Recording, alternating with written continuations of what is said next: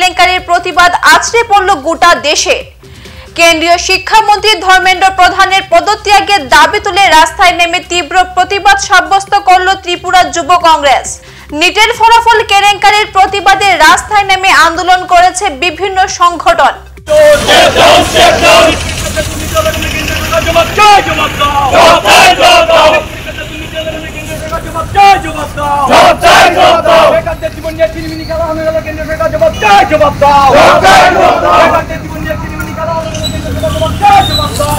প্রদেশ যুব কংগ্রেস কেন্দ্রীয় শিক্ষামন্ত্রী ধর্মেন্দ্র প্রধানের পদত্যাগের দাবি তুলেছে। শনিবার বিকেলে যুব কংগ্রেসের একটি মিছিল শুরু হয় আগরতলার প্লেস ক্লাবের সামনে থেকে। মিছিলটি শহরের বিভিন্ন পথ পরিক্রমা করে যায় কামান চৌমুহনীতে।